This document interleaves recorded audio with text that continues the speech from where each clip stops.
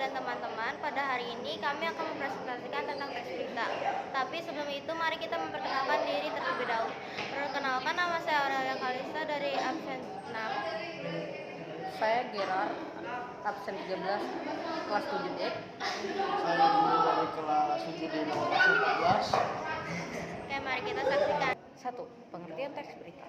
Teks berita adalah teks yang berfungsi untuk menyampaikan informasi tentang suatu peristiwa atau kejadian yang masih baru secara faktual dan akurat. Teks berita juga dapat diartikan sebagai laporan tentang fakta atau ide termasa yang dipilih staf redaksi suatu harian untuk disiarkan. 2. Ciri-ciri teks berita. 1. Menyampaikan informasi berupa peristiwa atau kejadian secara faktual atau berdasarkan fakta. 2. Inti informasi berupa jawaban atas pertanyaan apa, di mana, kapan, siapa, mengapa, dan bagaimana, atau bisa juga disingkat menjadi adiksiba. 3. Bersifat objektif dan tidak ada opini dari penulisnya. 4. Menggunakan kata penanda lampau atau telah terjadi. Misalnya kemarin, Sabtu lalu, baru-baru ini, dan sebagainya. 3. Struktur penulisan teks berita. Struktur teks berita ada judul berita, teras berita, tubuh berita, kaki berita. Judul berita. Judul merupakan identitas berita. Artinya melalui judul itu sudah tersirat atau tersurat isi berita secara keseluruhan. Oleh karena itu judul dalam berita sering dinamakan headline atau kepala berita sebagai identitas isi atau tubuh berita. Teks berita merupakan berita yang dalam dunia jurnalistik atau disebut lead.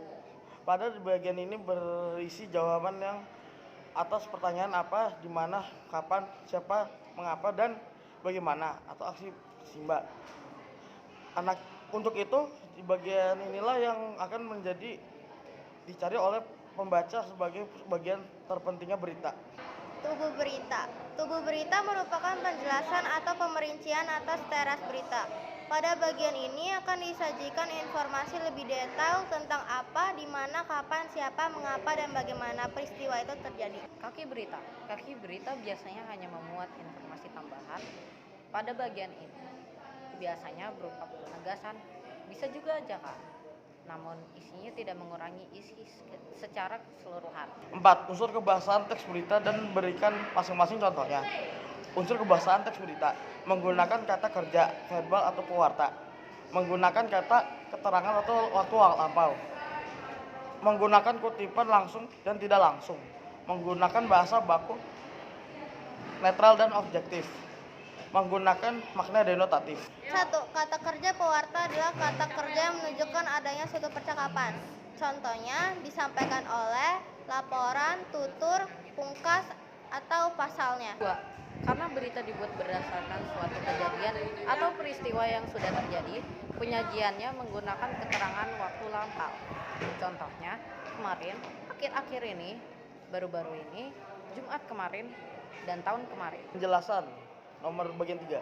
Menggunakan kutipan langsung dan tidak langsung. Kutipan langsung disampaikan narasumber secara langsung, sedangkan kutipan tidak langsung digunakan kembali oleh penulis. Kutipan ini digunakan untuk menyampaikan hasil wawancara dengan narasumber. 4. Menggunakan bahasa baku, netral, dan objektif. Bahasa tersebut juga dibuat singkat, padat, tegas, jelas, dan komunikatif. 5. Menggunakan makna denotatif untuk menghindari makna ambigu dan menimbulkan kesalahpahaman. Bahasa dalam teks berita menggunakan makna denotatif atau makna sebenarnya. Sekian dan terima kasih ya udah memperhatikan dan menghilangkan rasa ngantuk dengan memperhatikan presentasi kami. Bye-bye.